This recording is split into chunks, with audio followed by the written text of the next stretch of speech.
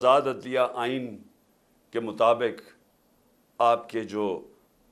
بنیادی حقوق ہیں، فنڈامنٹل رائٹس ہیں، ان کی حفاظت کرتی ہے۔ میں یہ بار بار آپ کو اس لیے بتاتا رہتا ہوں، میں خاص طور پہ جو مجھے امید ہے اپنے نوجوانوں سے، کہ آپ کو سمجھنا چاہیے کہ ہم کیوں ساری دنیا ہمارے سے آگے نکل گئی ہے، کیوں ہمارے اتنے برے حالات ہیں۔ بنیادی وجہ انصاف نہ ہونے کی ہے۔ تو میں یہ بار بار آپ کو سمجھاتا ہوں کہ 27 سال پہلے جب میں نے انصاف کی تحریک شروع کی تھی، مقصد ہی یہ تھا، انصاف ہوتا ہے، ملک آزاد ہوتا ہے، وہ ملک خوشحال ہوتا ہے۔ جس ملک کے اندر انصاف نہیں ہوتا، نہ وہ آزادی ہوتی ہے، نہ وہ جمہوریت ہوتی ہے، نہ وہ خوشحالی ہوتی ہے۔ تو اس وقت ساری قوم کو کھڑا ہونا چاہیے اپنی عدلیہ کے ساتھ، اور میں ان کا خاص طور پہ شکر گزار ہوں کہ جس طرح انہوں نے قانون کے مطابق جو بوگس کیسز میرے اوپر بنائے ہوئے ہیں، ایک کے بعد دوسرا 145 کیسز بنائے ہوئے ہیں، عدلیہ ایک ہی جگہ ہم جاتے ہیں امید لے کے، اور وہ اللہ کا شکر ہے کہ انہوں نے مجھے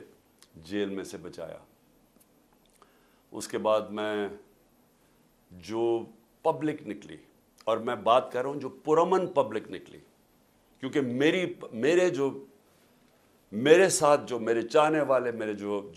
ووٹرز ہیں، جو میرے ساتھ جو میرے کارکن ہیں، یہ ہمیشہ 27 سال ہمیشہ ہم پرامن رہے ہیں۔ ہم نے کبھی جتنی بھی ہمارے اشتعال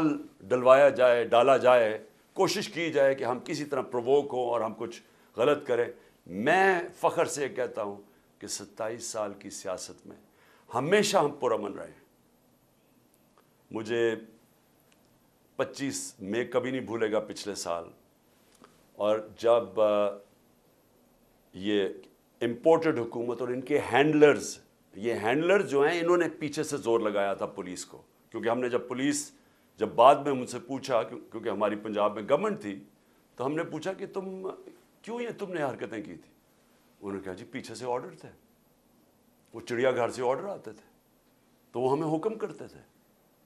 میں کہا تم لوگوں کے گھروں میں 3 بجے گھس کے تم نے جو حرکتیں کی، لوگوں کو اٹھایا، جو مارا،